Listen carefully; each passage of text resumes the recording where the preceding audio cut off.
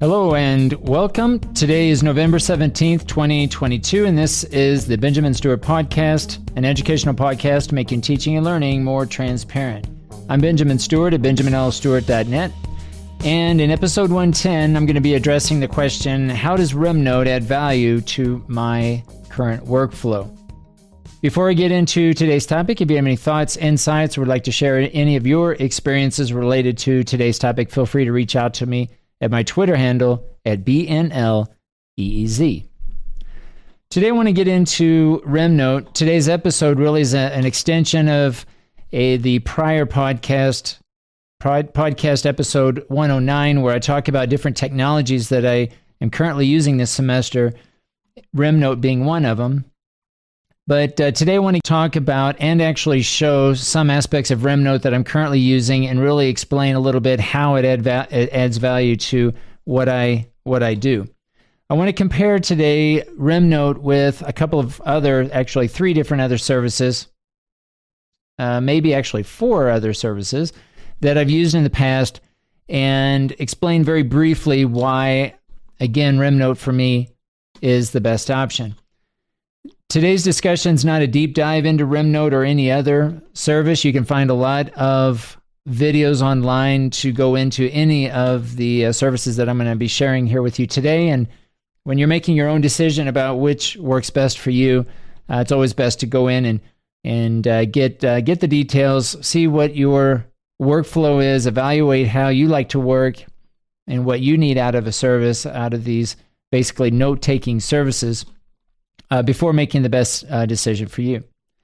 So today I want to talk about RemNote, and to begin, I think it's useful to start talking about my own professional context. Now, I mentioned earlier that I'm sharing my screen here, and so if you are listening to the podcast, you might refer to the link in the show notes to, if you're interested in seeing basically my RemNote layout. I'm going to go into briefly how I'm using it and showing you as we walk through certain pages or certain Rem documents that I'm currently using. But yeah, feel free to check out the video if you want to see my actual RemNote setup. Okay, so to provide some context, I'm an English language teacher trainer. I teach in a BA program in English language teaching in Mexico, and a lot of what I do and a lot of my planning, my lesson planning, and how I evaluate some of my classes, I try to make that available to my students and also in some cases to the general public. So for me, any kind of decision that I make in terms of technology that I want to use needs to help me facilitate that process. So I want to compare today RemNote, and I want to mention actually 4 other services that I've used in the past and really describe or explain briefly why those are not the best options for me. So I've used Evernote before in the past, and Evernote's a great service. I like how it syncs across many devices. There are a lot of pros to using Evernote, but I just felt like it turned out to me to be more like a Word document, in the sense that I just felt like I was putting too much information out there. And if I wanted to, or if I want to write an article, I'm going to use a word processing software, whether it's Word or only Office is what I'm currently using. But I felt like Evernote and the way that it was set up to be able to cross-link between notes was a little bit cumbersome, and it just didn't fit my preference, really. Rome Research, I checked out briefly, only enough to know that it's more expensive than RemNote. The layout is not as visually appealing, in my opinion, and it's not quite as intuitive as RemNote. So basically, those 3 reasons for me was enough to opt out of Rome Research. I used Notion for 1 or 2 semesters with my students, and I really like Notion. I was able to set up an educational account, so it gives you a little bit more functionality than the free version, but it's, I think, better for team building, if you're working in teams and sharing information across your team, and you value database setups, then I think Notion is definitely the best choice. But I just felt like at the end of the day, I felt like I was using or spending more time thinking about Notion and trying to figure out how to set up my workflow than just getting to the task at hand. So again, for me, setting up notes using a database was overkill, and I just needed something fairly simple, fairly straightforward. And again, I need a service that I can get right into my work and not have to think so much about the technology itself. Now, Obsidian I really liked. I like the whole concept of being able to set up on your own local computer your notes, and although it does offer syncing service and being able to publish your work online, that there's an added cost, and it's quite expensive in my humble opinion.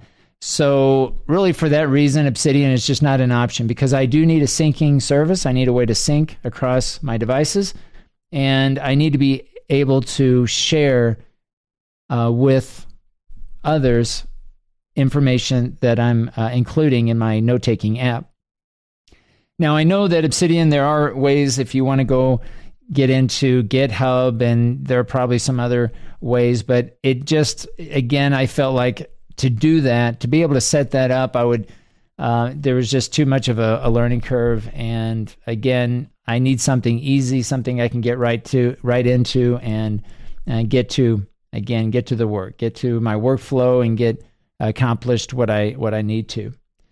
So generally speaking, those are the 4 other note-taking apps that I've used in the past, and generally speaking, those are the reasons why I opted out of those 4. So RemNote, I've got a couple of points, several points here that I want to share with you in terms of how I feel RemNote adds value to me. The first being that RemNote is Linux friendly in the sense that there is no dedicated app per se, but you can set up a web app either using Chrome or a Chrome-based browser, or you can set up Firefox using this add-on for creating a web app. Now, just to show you here, this is... Let me pull this up here. It's called Progressive Web Apps for Firefox. I think Web Apps is automatic in Chrome, so you can just install the app.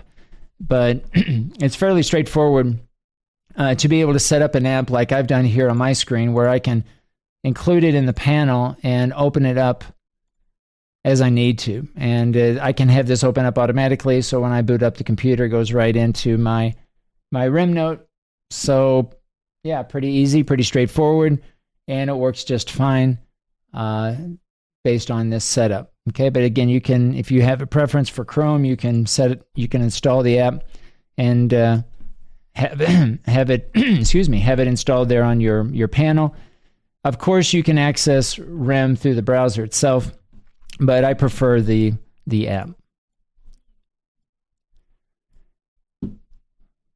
All right, so the next point here that I want to share is flashcards. Now, if you go online and you find information in YouTube, for example, looking up RemNote, you're going to find a lot of examples, a lot of talk about flashcards. And I do feel like flashcards is a value add. I think that it is something important and something that's very useful and unique when you compare RemNote with other services. But to be honest, I don't use flashcards all that much. I've set up a lot of flashcards, and to show you here, I do have classes where I teach TOEFL types of vocabulary, and so I do have a Rem set up with flashcards. Okay, and I'm not going to get into how to set up flashcards in RemNote, but I have spent enough time with it to see that there is some value in it.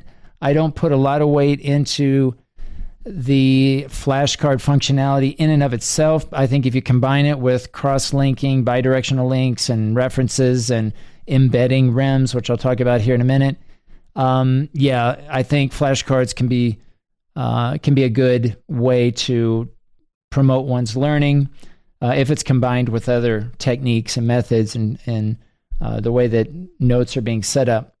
But I do think as an instructor that having the ability to create flashcards is something that I'm going to continue to look into in terms of my own teaching practice, and maybe incorporating that a little bit in class, also promoting it with students to see how they can begin using flashcards along with other ways of interacting and applying different strategies to broaden their comprehension. But certainly, I think flashcards, using the flashcard function is important. But again, to date, it's not really at the top of my list. All right, the next thing here, the knowledge graph. Again, it's something that I think is cool. I do like it. Occasionally I will refer to the knowledge graph, but to be honest, it's not something I rely on or refer to all that often. But again, it is something that does add value that I think is useful, and glad that it exists. It's probably something I'll be looking into in greater detail in the future. I think it's important to mention that I've been using RemNote for 3 or 4 months, since since August. So again, probably the knowledge graph will be a little bit more helpful or useful when I get into it and start looking and trying to organize my knowledge graph in terms of making further connections and seeing where maybe some clusters are isolated and I want to bring them into my overall graph. Certainly, I think that graph would be helpful. Okay, so the next point, support and features and their roadmap. Their support is really good. I've reached out to them on many occasions, either via email. I've also posted questions. They respond quickly and are very helpful. And I've relied on the support of RemNote to get into how to use some of the shortcuts and understand some of the features that they offer. But I do like their roadmap and how you can request features going into their website and being able to search first to see if others have requested similar features, and if not, being able to add those.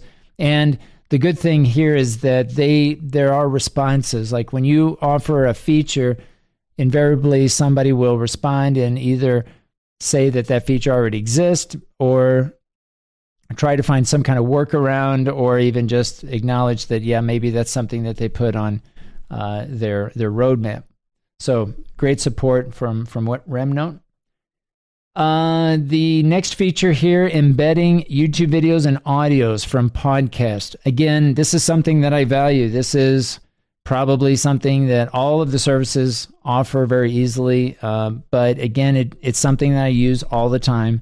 And I like being able to embed or create sub-levels or subtopics where maybe I have the YouTube video at one level, and then I'm able to indent and create notes or annotations related to the video, so that it all clusters together, that it all is part of the same REM. So you would have a REM within a REM, so to speak, or a RemNote within a RemNote. And it just makes it very easy to organize information, setting up the different points or the different notes in an outline feature, an outline form. Okay, the next point, you can set up a document as being pinned. You can have it set as draft or finished. And pinned for me, in this case, if I open this up, I have a few REM documents that have been pinned, and these are classes, for example, that I currently am teaching. So it's just very easy to easily go to different RemNote documents to get to the information.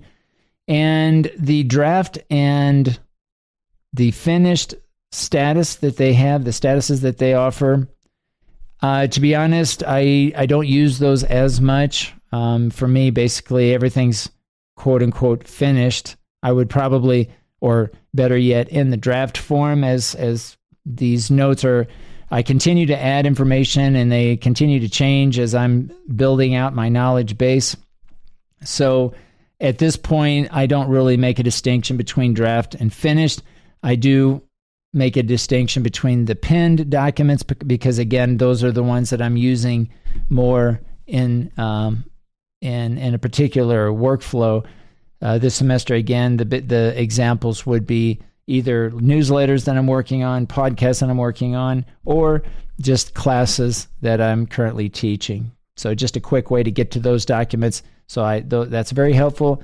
And the draft and finished, to date, I'm not really making a distinction between those two categories.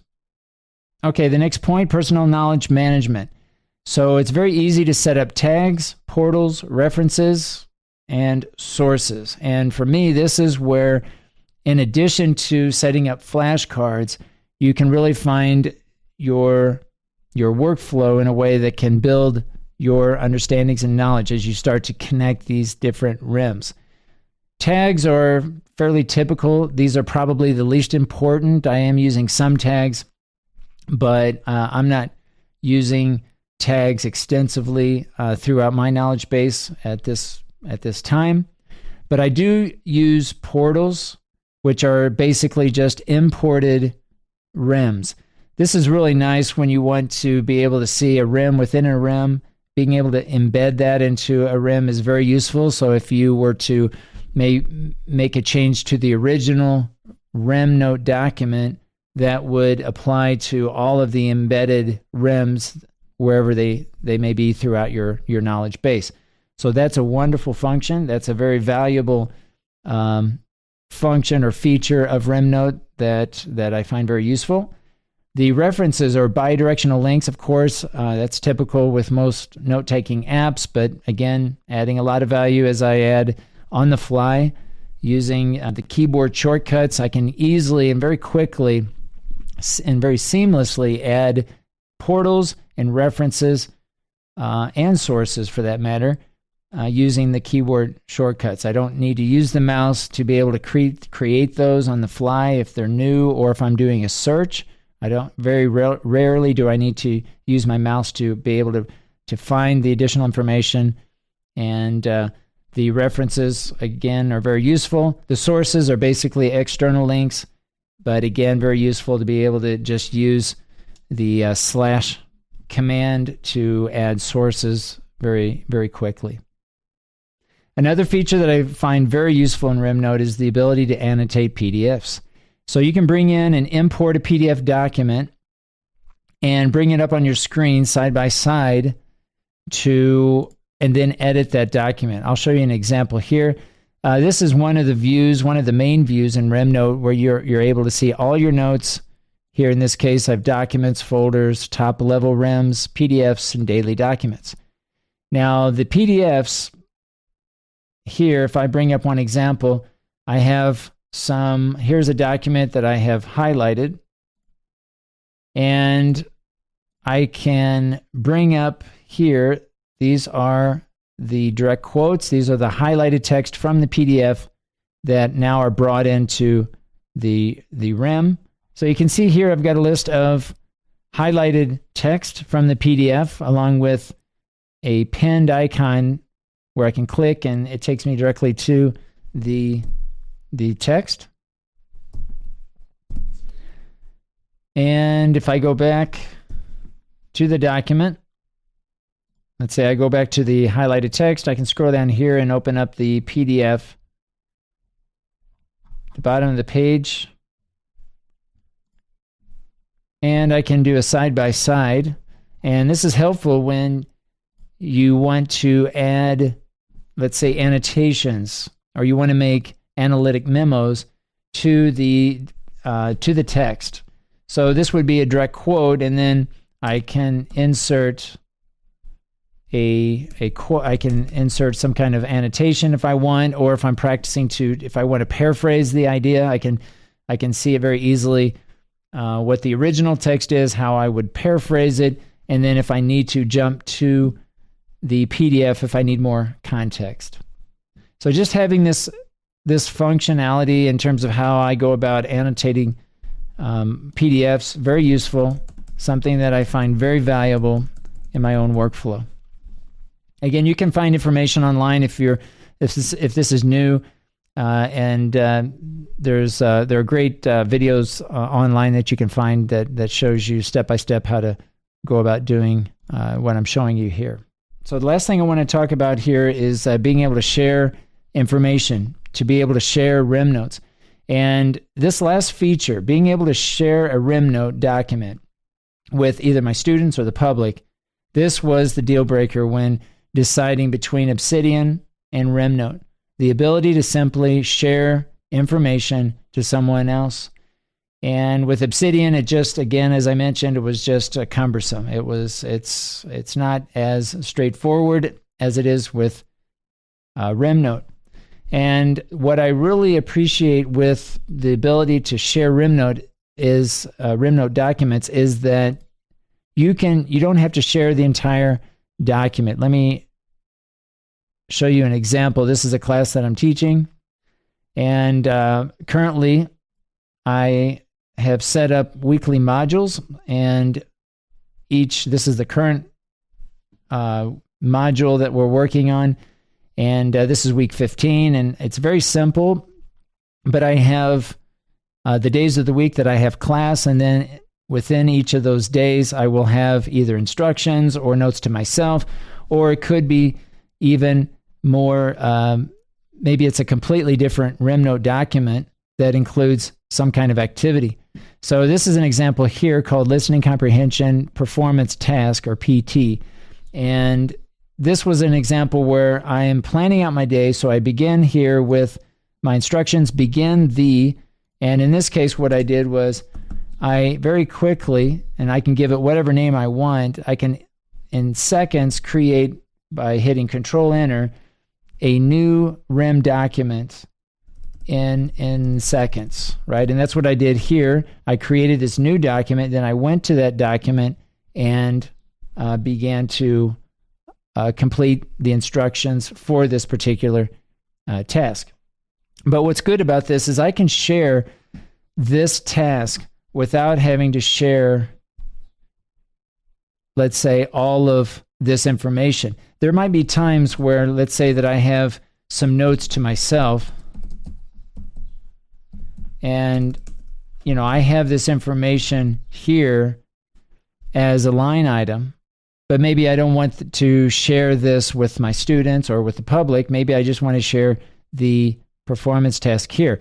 So in this case, I can click here and go to share. In fact, this says reshare because I've already shared it once. And I can share this, which then provides a link, a public link that I can share with whomever I wish to be able to access what I'm sharing here. So I copy the link, share it with my students, and they're able to see this information. They do not need to have an account with RemNote to be able to view this information. So this was the deal breaker for me. Again, thinking about Obsidian versus RemNote, the ability to be able to share parts of the information without having to really deal with trying to say, well, what part will be public, which will be private. And again, it's very easy to make that distinction by using or choosing the RemNote here that you want. If I could have a line item here, let's say that I have certain instructions for something and I have this text. The way I probably would do this would be to select here, which takes me to the document itself. Notice I've got the breadcrumbs up here, so it's easy to go back and go back to a parent RemNote document if I need to. But here I can share this information, and I'm only sharing this one line item. And it's taking a second here. Maybe I can click here. There we go. So again, I can only share this. I can also just select here and copy the link to my Rem. This is a little bit different though. This is for internal purposes. So if I want to copy links to Rem for my own purpose, I could copy this link to the Rem. But again, if I'm going to share this publicly, this is how I would do it. I would go to the page and select the ellipsis, go down to share, and publish this information. This is probably, although this seems fairly straightforward, for me, this is very important and makes it just very easy to be able to share what I need to, and then also be able to add information that's for my eyes only. And so those are the features for me that really that brought me into RemNote, and that's going to keep me here, are these features that I'm sharing with you here. Again, this is probably not for everyone, depending on your use case and your own personal preference.